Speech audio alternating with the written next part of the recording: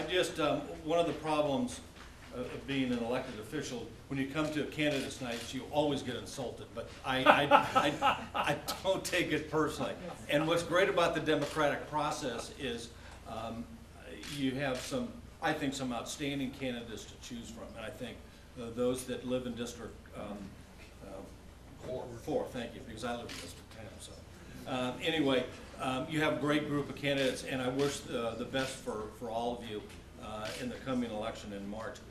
I wanted, Steve asked me to talk briefly about public-private partnerships, but a couple of people mentioned about the pension for government employees. I'm going to give you two facts that probably most of you do not know. One is the pension system for the state of California has a superior position than even the general obligation bonds for the state of California.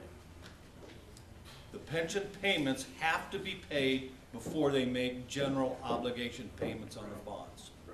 That's, now if you're on the receiving end, that's great, but understand that there's a misstep there. The other thing is my wife will be eligible for both public employees system and state retirement, state teachers retirement system, PERS and STRS. You want to know how messed up it is? Her STRS retirement income will be based upon what she makes in PERS. And she's been out of teaching school for 20 years. Yeah. How can they figure out what that actuary is? There's no way that you can do that. I mean, that's how, was it Bob Matthews, was that his name? He talked about reform. It really needs to be reform. But anyway, we have a great CAO in Terry Daly, and she gave us a report yesterday about some of the things that she's going to be working on over the next year. And one of the guiding principles, she gave us a couple of them, and I'll read them to you. Be accountable for the responsible use of all taxpayer dollars. Improve operational efficiency by strengthening internal infrastructure in finance, management, human resources, and IT. Develop and implement measurable results in various levels of county operation. Strive to limit growth in employee count, but expand employee productivity. Encourage cooperation with other jurisdictions and the community nonprofit. Those were her guiding principles that she gave to us. Your Board of Supervisors asked her to include one more. Consider private-public partnership. When she goes to her departments in looking at how we can do and accomplish better efficiency, we ask her to look at how she can form public-private partnerships. And so that's what we're trying to work on at the county. That's what we've asked our CAO to do. I'm excited about Terry. She comes from private industry, so I think that's a great benefit for you all. But I want to talk about three areas that I have a concern with as we move into private-public partnership. Not talking about the obvious things that we want to accomplish with private-public partnership, but I want to talk about three things that I will be concerned with as we move to that. Now, they're not overriding concerns. Overriding concern is how we can do better with what the resources we have and the services that are delivered and what you're paying for.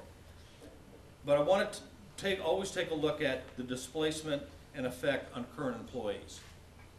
I think that's reasonable and fair for the people that are there. And so I like to see how that blend is going to happen. Is it going to make a difference for me one way or the other? If we can achieve the efficiency that we have and we're looking for a private-public partnership, we're going to do that. In some cases, number two, we may have to look at some of the bargaining agreements that we have. Unfortunately, they're in place and we're going to have to take a look at it. And let me tell you, it's an eye-opener if you want to see government and bargaining units. I mean, it is a nightmare. And the other thing, and it's really more on a community-wide basis, some of the areas that we possibly take a look at for public-private partnership have a tremendous base of volunteers. I mean, I'm talking tremendous amount of people. Anybody that goes to the El Dorado Hills Library knows the number of volunteers and how passionate they are in their library services. anybody that's involved with animal services know the tremendous number of hours and number of people that are involved with animal services. And the list goes on. And these people are very passionate, and they have to be included because we would like to transition them into and make sure that they still are passionate about what they want to bring to the county. And that goes with health and human services, you know, things for, you know, for the senior meals, and the list goes on. But those are three minor concerns that I will consider as we move towards looking at the county in the private-public partnership. But Steve has a great program. I think it's 17 and 33 seconds, 17 minutes, 33 seconds. Thank you, John. Which is going to limit him to only 12 minutes of time. Right. So, and thank you very much for the invitation.